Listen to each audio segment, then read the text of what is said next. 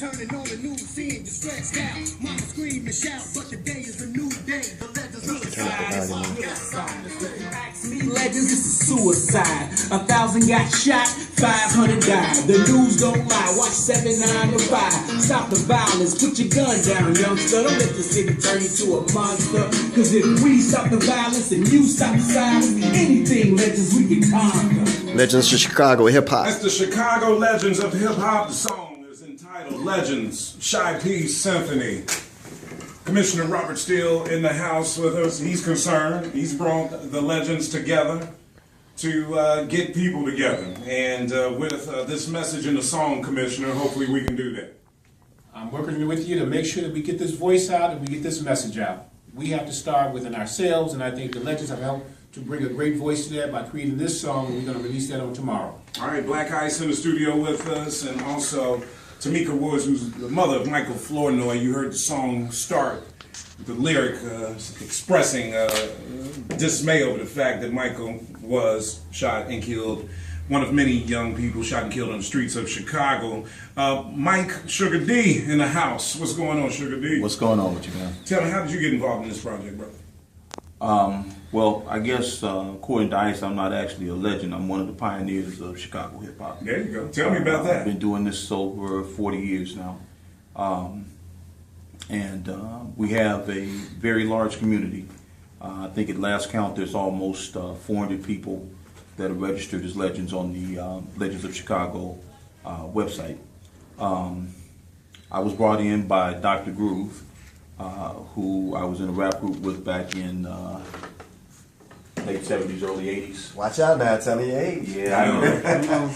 But Dr. Groove, I had an afro back then, man. so did I. Oh, damn. But I work with at-risk kids. I'm also in law enforcement, which puts me in a totally different perspective. But I realized that we have lost at least one generation. And until we reclaim those generations and teach them the proper way to do things, we really can't hold them accountable.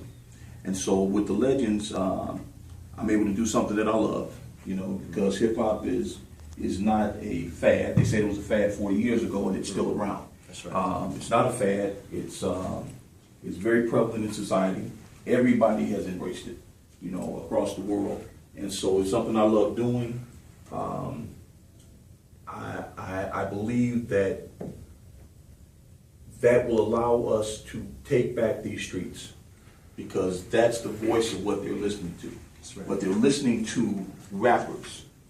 They're not listening to hip hop artists. They're listening to rappers, and there's a difference. Chief Keef, and yes, and those are rappers. And you know what?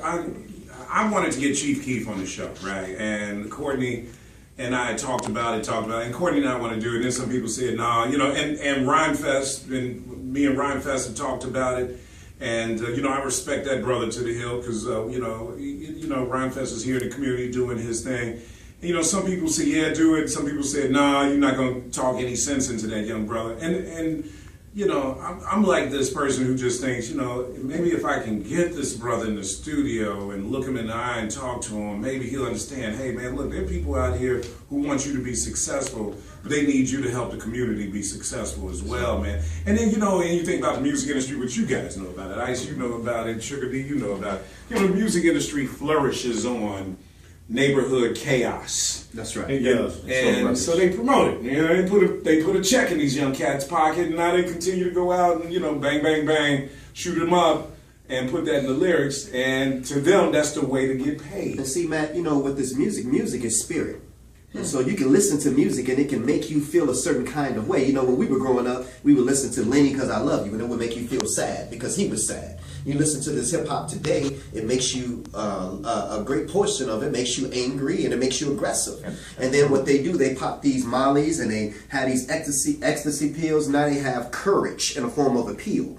You know, and that's How how they ecstasy grow. wanted to make you, you know, Well, love everybody. That's right. It increases your emotional state, you know, whatever that state is. And so, again, you know, what we're doing is we have many movements: the Corey Brooks movement, the Father Flagger movement, the Nation of Islam movement here in Chicago. Rainbow Push is doing a conference this weekend. We have a movement, but we don't have an anthem. And what the Legends of Chicago Hip Hop is doing is providing an anthem that goes along with the movement. Let me ask you, Commissioner Steele, let's drill down to this. What's the problem? Why all the violence? I know it's easy to kind of say, well, you know, it's economic opportunity, jobs, and is that it? What do you see? Well, as it's like, not just jobs. Again, young people want to work.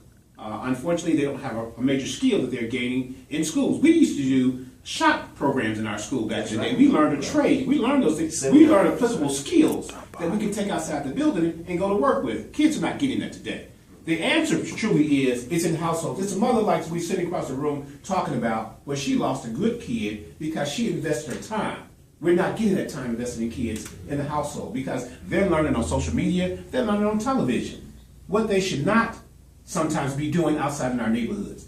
So the answer is not so much we have to go kind of throw ourselves at kids in a very bad way. In a positive way, we're doing things around the community by helping kids get connected to services, resources, and people like yourself who have a voice. And so I don't think you give up on a kid like Chief Keith and try to get him into a place like here in your studio where you can look him in the face. We have to share that message with that individual like that you have a chance not to throw bad lyrics out to individuals who want to grill themselves into trying to do what your lyrics say they can do. you know, Sugar D, you said, you know, we've lost a generation, but it seems like we've lost a couple because anytime you talk about what happened to Michael, a 31-year-old, is now going back and, you know, dude, there's nothing about a 16-year-old. I mean, as a man, dude, you're 31 years old. All right, this kid was talking to your daughter, you're upset.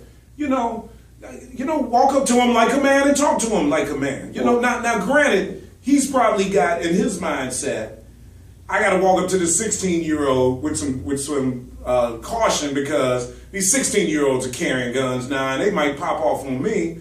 But, you know, that's why I say it's like, man, everything is just like, there's no answer for it, man. How do you, you know? You know, part of the problem is that our value system is corrupted. And until we fix the value system, nothing else is going to work. Everything now is instantaneous. If a kid can't get it right now, he doesn't want it. He doesn't want to learn about hard work. He doesn't want to learn about ethics.